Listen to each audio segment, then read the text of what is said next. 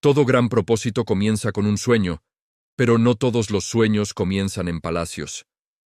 Algunos nacen en pozos oscuros, en traiciones, en lágrimas y en injusticias.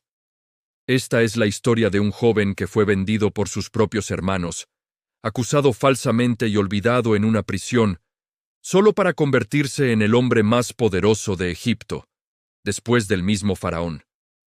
Esta es la historia de José, el soñador que aprendió a confiar en Dios incluso cuando todo parecía perdido. José era el hijo número 11 de Jacob, pero el primero de Raquel, la mujer que Jacob realmente amaba. Este favoritismo era evidente.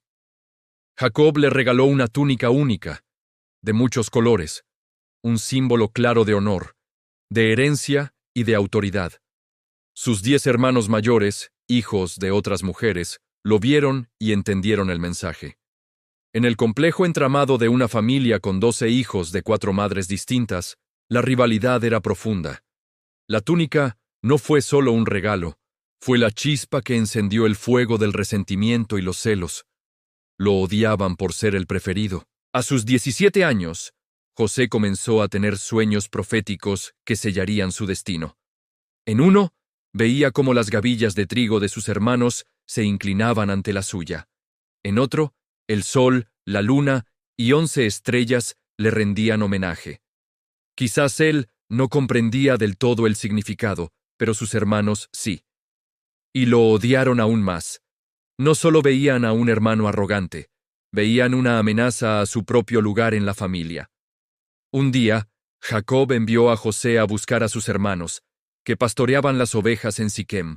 Caminó kilómetros, lleno de la inocencia de su juventud, sin imaginar que ese camino no lo llevaría a un simple encuentro familiar, sino a la prueba más grande de su vida. Cuando sus hermanos lo vieron acercarse a lo lejos, la semilla del odio floreció en un plan mortal. «Ahí viene el soñador», dijeron. «Matémoslo y arrojemos su cuerpo a un pozo. Diremos que una fiera lo devoró, y entonces veremos qué pasa con sus sueños». No odiaban solo a José, odiaban los planes que Dios tenía para él. Lo agarraron con violencia. Le arrancaron su preciada túnica de colores y lo arrojaron a un pozo seco y oscuro. José gritó, lloró, suplicó por su vida. Pero sus hermanos, sordos a su angustia, se sentaron tranquilamente a comer mientras él agonizaba en la oscuridad. A veces, los peores ataques no vienen de enemigos declarados, sino de las personas más cercanas a nosotros. Mientras José esperaba su fin, una caravana de mercaderes ismaelitas pasó por allí. Judá, uno de los hermanos, propuso una alternativa. En lugar de mancharse las manos con su sangre, lo vendieron por 20 piezas de plata. Un precio insignificante para una vida invaluable. Los ismaelitas llevaron a José al vibrante y poderoso Egipto, el centro del mundo antiguo.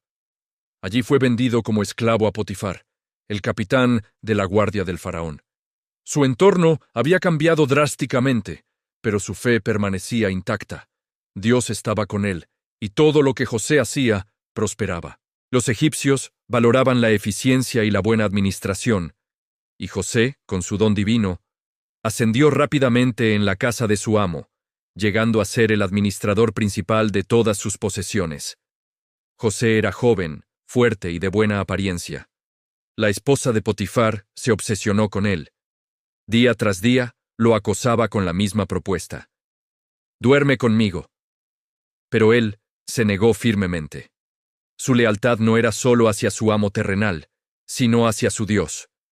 Prefería perderlo todo, incluso su posición privilegiada, antes que pecar contra Dios. Rechazada y humillada, la mujer, en un acto de venganza, lo acusó falsamente de intentar abusar de ella, usando como prueba el manto que él dejó al huir. Potifar, para proteger su honor y su reputación, no tuvo más opción que enviarlo a prisión. Una vez más, José había sido fiel y aún así fue castigado. Su túnica, símbolo de favor, le había sido arrancada otra vez, pero incluso en la oscuridad de la cárcel del faraón, Dios estaba con él.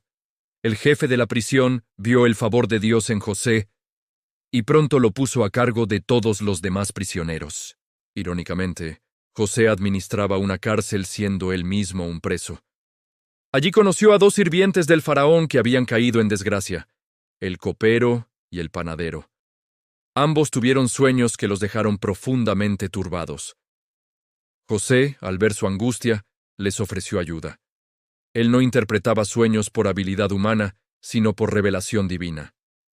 Al copero le anunció que sería restituido a su puesto, al panadero, que sería ejecutado. Y tal como José dijo, así ocurrió 3 días después.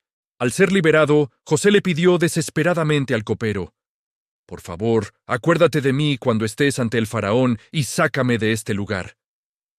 Pero el hombre, una vez de vuelta en la comodidad del palacio, lo olvidó por completo. 2 años más pasaron en el silencio de la celda. 2 años de espera, de fe inquebrantable, de lágrimas en soledad. 2 años donde José, humanamente, debió haber pensado que tal vez sus sueños nunca se cumplirían. Una noche, el propio faraón tuvo 2 sueños perturbadores. En el primero, 7 vacas gordas y hermosas eran devoradas por 7 vacas flacas y feas. En el segundo, 7 espigas llenas y hermosas eran consumidas por 7 espigas secas y quemadas por el viento. Ninguno de sus magos ni sabios pudo interpretarlos. Fue entonces, en medio de la desesperación del rey, que el copero finalmente recordó al joven hebreo de la prisión. José fue sacado apresuradamente del calabozo. Lo afeitaron, lo bañaron y le dieron ropas limpias. Fue llevado ante el hombre más poderoso del mundo. Pero ante el faraón, José no se atribuyó ningún poder. Con humildad, dijo: «No está en mí. Será Dios quien dé al faraón una respuesta de paz». Interpretó los sueños con claridad divina. Vendrían 7 años de una abundancia sin precedentes en toda la tierra de Egipto, seguidos por 7 años de una hambruna tan severa que la abundancia sería olvidada. Pero José no se detuvo ahí. Propuso un plan de acción: almacenar el 20% del grano durante los años de abundancia para prepararse para la escasez. El faraón, asombrado, vio en José una sabiduría que no era de este mundo. ¿Podremos hallar a otro hombre como este, en quien esté el Espíritu de Dios?, preguntó a sus siervos, y sin dudarlo, lo nombró gobernador sobre toda la tierra de Egipto. Le dio su anillo de sellar, lo vistió con ropas de lino fino y le puso un collar de oro. José, el joven que fue arrojado a un pozo, se levantó para gobernar un imperio. Tal como José había predicho, la hambruna llegó y fue devastadora, no solo en Egipto, sino en toda la tierra, y de todas partes venían a Egipto para comprar grano. Entre ellos viajaron los 10 hermanos de José, enviados por su padre Jacob, sin saber que el hombre poderoso que vendía el grano era su propio hermano, a quien habían vendido como esclavo 20 años atrás. José los reconoció al instante, pero ellos no lo reconocieron a él. El dolor y la traición de aquel día volvieron a su mente, pero en lugar de buscar venganza, José los probó.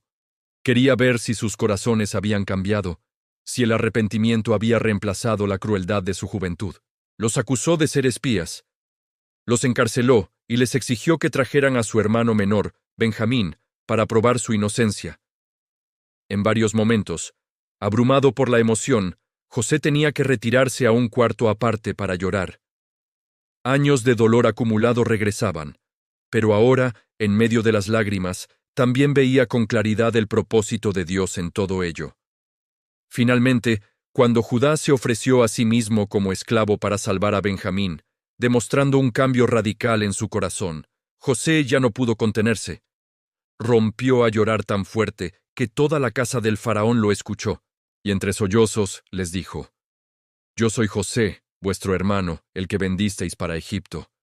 Pero ahora no os entristezcáis, ni os pese haberme vendido acá, porque para preservación de vida me envió Dios delante de vosotros». La historia de José es la prueba definitiva de que lo que otros usan para hacer daño, Dios lo convierte en bien. El pozo fue parte del plan. La traición fue parte del plan. La prisión fue parte del plan. Cada lágrima derramada fue un paso en el camino hacia su propósito. De su vida, aprendemos que los sueños de Dios están por encima de la traición humana, que la fidelidad en las pruebas pequeñas nos prepara para las grandes responsabilidades, y que el perdón nos libera de una manera que la venganza nunca podrá. José llegó al palacio, no a pesar de que todo le salió mal, sino precisamente porque todo pareció salir mal. Pero Dios estaba en cada detalle, en cada paso. Y Él también está en cada paso de tu vida. Aunque ahora mismo solo veas un pozo, una cárcel o una traición, tu historia no termina ahí. El mismo Dios que levantó a José de la oscuridad es el mismo Dios que puede levantarte a ti. Gracias por acompañarnos en este viaje. Si esta historia te inspiró, suscríbete para más contenido como este.